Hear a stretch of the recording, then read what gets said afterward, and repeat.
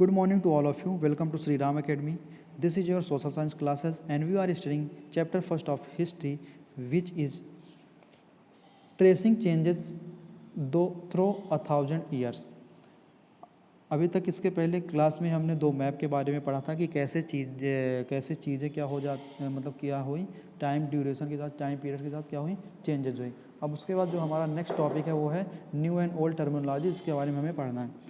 तो हम स्टार्ट करते हैं. In the context in which information is produce changes with time. What about language and meanings. अगर जो इन्फॉर्मेशन प्रोड्यूस की जाती है, हमें प्रोवाइड की जाती है, उसका जो कॉन्टेक्स्ट है वो चेंज होता है टाइम टू टाइम, तो सिर्फ कॉन्टेक्स्ट ही चेंज होता है या फिर उसकी लैंग्वेज भी चेंज होती है या फिर उसकी मीनिंग्स भी चेंज होती है. Historical record exist in a variety of languages which have change considerably over the year. जो हिस्टोरिकल रिकॉर्ड है वो क्या है, डिफरेंट डिफरेंट लैंग्वेजेस में क्या है रखे गए हैं, जो ईयर बाय ईयर क्या होते गए, धीरे धीरे चेंजेस होते गए, जिनमें चेंजेस आते गया. Medieval Persian for example is different from modern Persian. जो पहले का मेडिवल पर्शियन है वो मॉडर्न पर्शियन से क्या है, चेंज है. The difference is not just with regard to grammar and vocabulary, the meaning of word also changes over time. अब जो डिफरेंस है वो सिर्फ ग्रामर और वोकेबुलरी को लेके नहीं है, वो क्या होता है, वो जो वर्ड्स हैं उनकी मीनिंग भी क्या हो जाती है, चेंज होती है. मतलब आप किसी वर्ड को यूज कर रहे हो तो जिस ईयर में आपने यूज किया तो आपके माइंडसेट कुछ दूसरा रहा होगा उस वर्ड को यूज़ करने के लिए, और जो बाद में लोग उस वर्ड को यूज कर रहे हैं तो उनका माइंडसेट क्या होगा, दूसरा होगा. जैसे फॉर एग्जांपल दिया हुआ है, take the term Hindustan. Hindustan जो एक टर्म है उससे हम लेते हैं. Today we understand it as India. आज के समय में हम इसे किस नाम से जानते हैं, India. The modern national state. Modern national state जो है जिसे हम इंडिया बोलते हैं, इस नाम से, इस टर्म से हम इसे जानते हैं आज. When the term was use in the 13th century by Minhaj i Siraj. जब ये वर्ड 13th सेंचुरी में मिनहज ई सिराज के द्वारा यूज किया गया था, जो एक क्रोनिकलर थे जिन्होंने क्या लिखा था, पर्सियन लिखा था. He meant the area of Punjab. तो इसका मतलब क्या था, एक पंजाब का एरिया. मतलब उन्होंने हिंदुस्तान वर्ड यूज किया था किस चीज़ के लिए, पंजाब के एरिया को, हरियाणा और जो गंगा और यमुना के बीच में लैंड है, इतने एरिया को डिस्क्राइब करने के लिए उन्होंने एक वर्ड यूज किया था जिसे बोला जाता था Hindustan. He use the term in a political sense for land that was a part of dominion of the Delhi sultan. मतलब वो जो हिंदुस्तान वर्ड था वो किस लिए यूज किया जाता था, उन लैंड्स को शो करने के लिए जो दिल्ली सुल्तान के अंडर थे. This the area include in this term shifted with the extent of saltanat, but the term never include south India. जैसे जैसे ये सल्तनत इनकी बढ़ती जाती थी, जितना एरिया इनके अंडर आता जाता था, वो सारा एरिया जो है उसको किस वर्ड से डिस्क्राइब करते थे, हिंदुस्तान वर्ड से. लेकिन इस एरिया में क्या था, साउथ इंडिया कवर नहीं था. मतलब साउथ इंडिया का पोर्शन इस हिंदुस्तान वर्ड में नहीं आता था. By contrast in the early 16th century Babur use Hindustan to describe the geography, the fauna and the culture of the inhabitants of the सब continent.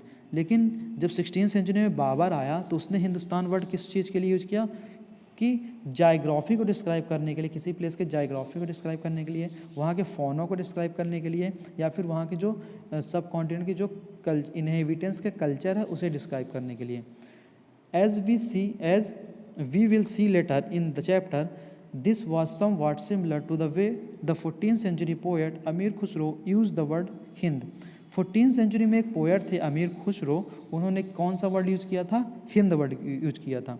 While the idea of geographical and cultural identity like India didn't exist. तब क्या था, India जो word था वो exist नहीं होता था. The term Hindustan did not carry the political and national meaning which we associate with it today. पहले जो था, पहले जो वर्ड हिंदुस्तान हम बोलते थे उसमें पॉलिटिकल या नेशनल मीनिंग नहीं आती थी. मतलब हिंदुस्तान वर्ड सिर्फ जोग्राफिकल एरिया को शो करने के लिए यूज़ किया जाता था.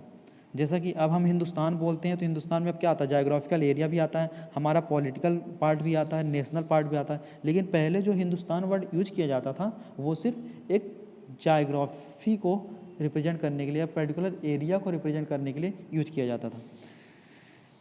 अब नेक्स्ट पैराग्राफ में आ जाइए। हिस्टोरियन, ये इस पैराग्राफ को हम रीड कर रहे हैं यहाँ से। Historian today have to be careful about the term they use because they mean different thing in the past. मतलब जो हिस्टोरियन थे, जो आज के हिस्टोरियन हैं, वो वर्ड किसी भी टर्म को पढ़ते समय उन्हें क्या होना पड़ता है, केयरफुल होना पड़ता है, क्योंकि उनकी पास्ट में मीनिंग क्या थी, कुछ डिफरेंट थी। जैसे अब एग्जांपल एक और ले लिया है, take for example in a simple term like foreigner, जो हम फॉरेनर वर्ड यूज करते हैं उसका एग्जांपल है। It is use today to mean someone who is not Indian. Present time में हम फॉरेनर किन्हें बोलते हैं, जो इंडिया के नहीं हैं। लेकिन in the medieval period a foreigner was an strange who appeared say in a given village, someone who was not a part of that society or culture। मतलब पहले जो फॉरेनर वर्ड यूज किया जाता था वो किसके लिए यूज किया जाता था, कोई भी स्ट्रेंजर था जो कोई भी पर्टिकुलर विलेज या फिर कोई पर्टिकुलर कम्युनिटी या सोसाइटी का नहीं होता था, कोई बाहरी होता था, उसे हम क्या बोल देते थे, फॉरेनर बोल देते थे। In Hindi the term pardesi might be use to describe such a person and in Persian ajnabi. Hindi में फॉरेनर को हम क्या बोलते थे, परदेशी, और पर्शियन में क्या बोलते थे, अजनबी। A city dweller therefore might have regard a forest dweller as a foreigner. अब मान लो कोई भी एक सिटी में रह रहा है, कोई भी एक पर्टिकुलर, मान लो दो आदमी है, एक सिटी में रह रहा है और एक जंगल में रह रहा, तो अगर सिटी वाला क्या बोलेगा, जंगल वाले को क्या बोलेगा, फॉरेनर बोलेगा, और जंगल वाला सिटी वाले को। मतलब अगर कोई भी फॉरेस्ट का आदमी सिटी में आता है तो सिटी वाले उसे क्या बोलेंगे, फॉरेनर बोलेंगे। But two peasant living in the same village were not foreigner to each other even though they may have the different religious or caste backgrounds. मतलब अगर किसी भी एक गांव में दो आदमी रह रहे हैं और दोनों का क्या है, कास्ट बोल लें या फिर रिलीजन बोल लें, दोनों का डिफरेंट है। कास्ट या रिलीजन दोनों का क्या डिफरेंट, मान लो कोई एक हिंदू होगा, कोई मुस्लिम हो गया, तो वो दोनों एक दूसरे को फॉरेनर नहीं बोलेंगे। क्यों? क्योंकि वो एक ही सोसाइटी, एक ही विलेज में रह रहे हैं। लेकिन अगर कोई पर्टिकुलर पर्सन किसी दूसरे विलेज से उनके विलेज में आता है तो वो क्या हो जाएगा, वो उसे फॉरेनर बोलेंगे।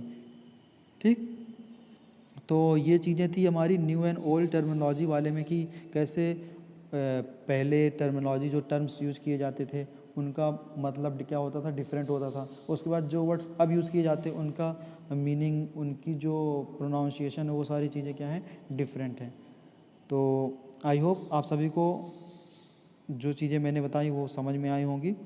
अब नेक्स्ट टॉपिक हम कवर करेंगे हिस्टोरियंस एंड देयर सोर्सेस हमारी नेक्स्ट क्लास में। Okay, thank you and have